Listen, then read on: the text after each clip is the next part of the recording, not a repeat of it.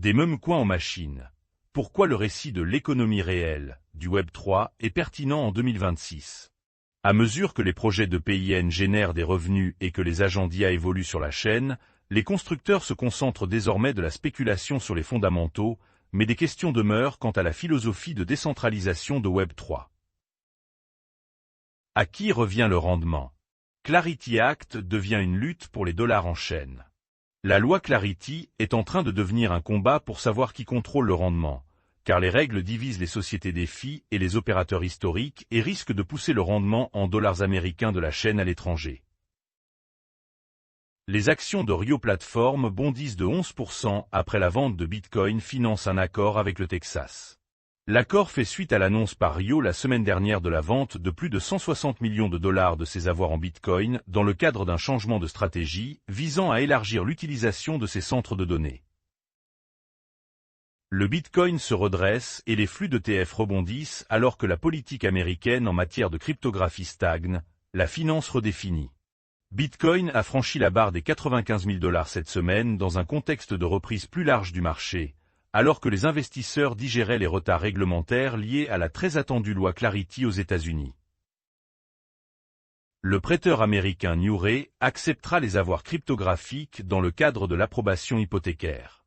La nouvelle politique permettra aux emprunteurs d'utiliser Bitcoin, Ether, les ETF crypto et les pièces stables adossées au dollar américain pour la vérification des actifs et l'estimation des revenus sans liquidation. Le PDG de Goldman Sachs déclare que le Clarity Act a un long chemin à parcourir. On ne sait pas quand les législateurs américains reviendront pour examiner un projet de loi sur la structure du marché, mais le PDG David Solomon a déclaré que Goldman Sachs surveillait ses progrès en matière de tokenisation et de pièces stables. Le virage bancaire de la crypto met JP Morgan sur les nerfs.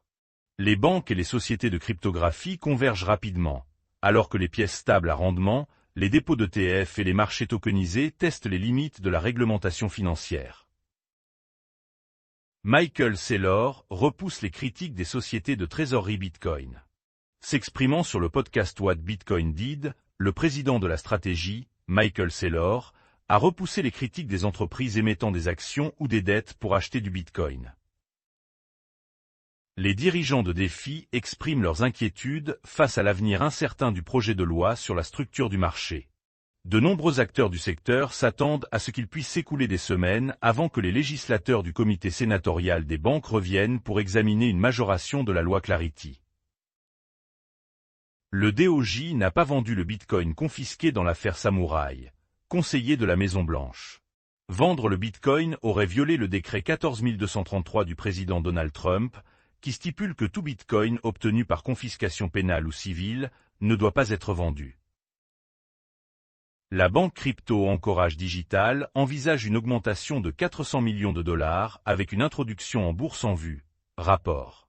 En tant que première banque à charte fédérale, Anchorage cherche à devenir l'un des principaux émetteurs de stablecoins en 2026, avec l'intention de doubler la taille de son équipe de stablecoins cette année. Il faut cesser maintenant de sacrifier les valeurs d'Ethereum pour leur adoption par le grand public. Buterin. Vitalik Buterin souhaite des paiements privés améliorés, une gestion plus facile des nœuds complets, des applications décentralisées qui ne dépendent pas de services centralisés et davantage de confidentialité en chaîne. La Maison-Blanche menace de retirer son soutien au projet de loi cryptographique après l'impasse de Coinbase. Rapport. Coinbase a retiré son soutien au Clarity Act, avertissant que le projet restreindrait DeFi, interdirait les actions tokenisées et éliminerait les récompenses stables. L'utilisateur perd 282 millions de dollars dans l'un des plus grands braquages de cryptographie d'ingénierie sociale. L'utilisateur de crypto aurait été trompé par un attaquant se faisant passer pour le support de Trésor, trompé en révélant la phrase de départ de son portefeuille matériel. Les ETF spot Bitcoin attirent 1,42 milliard de dollars au cours de la semaine la plus forte depuis début octobre.